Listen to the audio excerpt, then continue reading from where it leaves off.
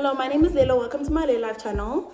If you're new here, thank you so much for joining my video. If you're not new, thanks for clicking on this video and watching. Today's video is going to be all about owning this guy. His name is Ollie and he's my English bulldog. I've had him for 3 months now, and I thought, what better thing to do than to monetize him? I'm just joking. What better thing to do than to talk about what owning an English bulldog is, because when I was looking to own an English bulldog, I was looking a lot online, and I got a lot of American videos and I got a lot of European videos.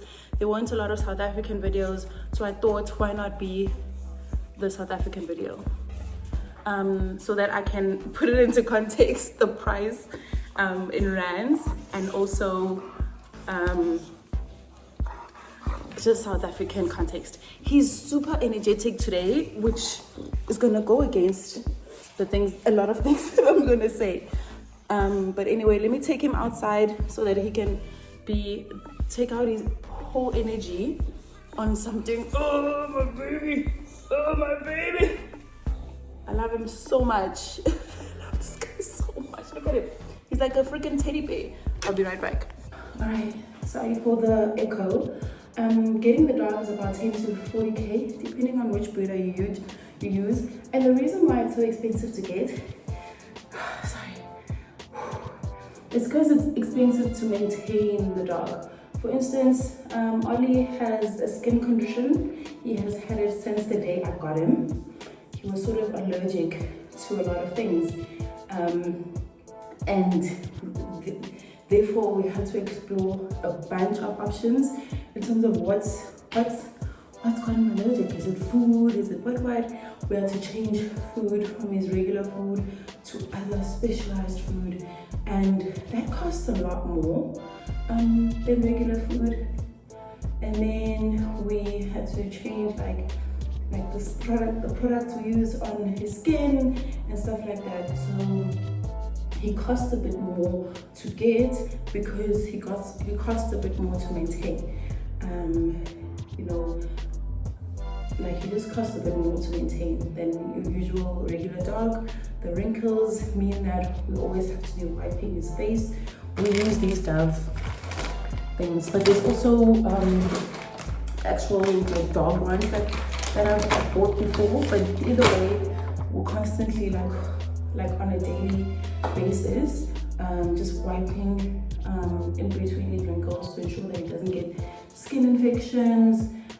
So getting him is expensive, maintaining him is expensive, and that's something you should keep in mind when you're looking at this breed. Okay, the second thing that I want to talk about is his temperament. Ollie has 2 different personalities depending on what time of the day it is, and also depending on how he feels. He is a baby, he's a 7-month-old baby, so I'm not too fussy about his temperament. He is excited everywhere all the time, which makes sense for a 7-month-old, and I'm really hoping that as he grows up we get a little bit of a calmer side out of him.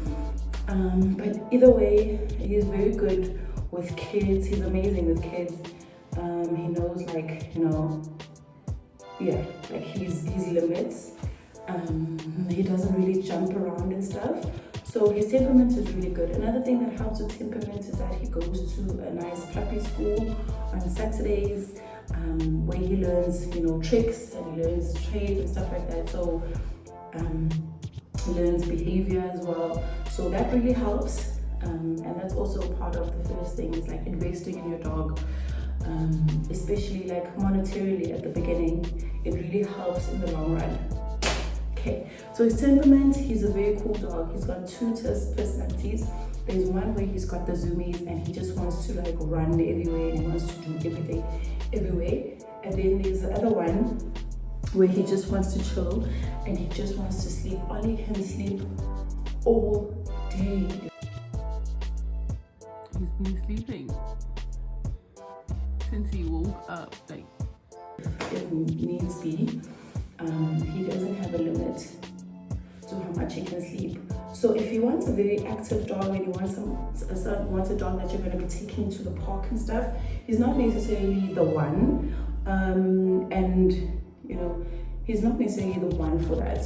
I think it's important that you note that he is more of a lazy dog. Like, yes, he does have those days, and on those days we do go to the park. Like, I take him hiking sometimes and stuff like that, but most days he just wants to sleep. Like, most days he just wants to lay around doing absolutely nothing. And on those days, I think it's important that if you have a bulldog or getting an English bulldog, that you know that you're not necessarily going to get like the most active dog in the world, but sometimes he is active, and I love that for him. So like, it depends on what sort of day he's having.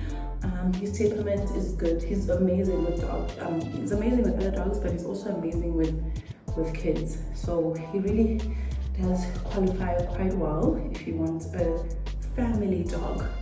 In terms of if you want a companion type of dog that is always going to be by your side, this dog is exactly the one for you. He is always wanting to be by my side, you know. Before Ali, I didn't have much to take care of. I was, you know, just taking care of myself. And now that I have him, I have this being that depends on me and that I love so much. In terms of sleeping arrangements, Ali has a few beds in the house. I do plan on getting him more beds in the house. But he sleeps on his bed and I sleep on mine. Sometimes he does jump on my bed and it's fine, whatever. We chill and he'll like literally sleep on my feet. But I do prefer that he sleeps on his little bed. Comfort is a very big thing for them, so that's why I got him like tiny little beds for every room. I want him to be quite comfortable everywhere that he goes, and therefore he is.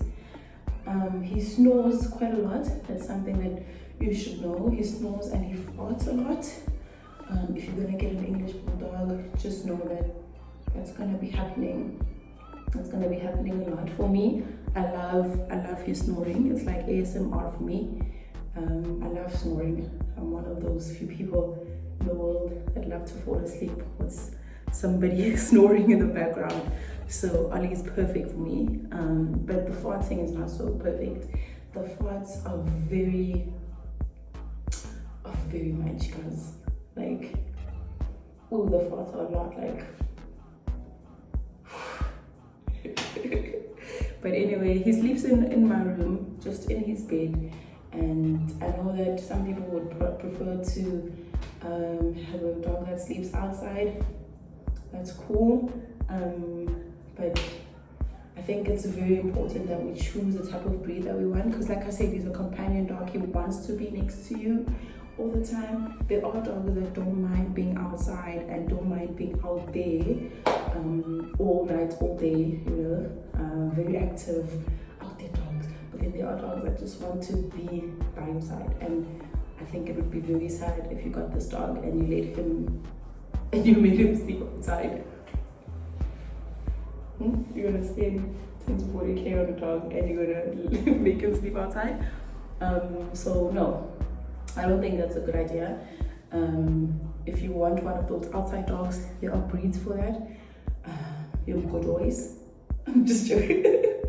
But there are breeds for that. Like, there are lots of breeds for that. But if you're gonna get like a companion dog, one that really loves being next to you, it doesn't make sense to make them go and sleep outside.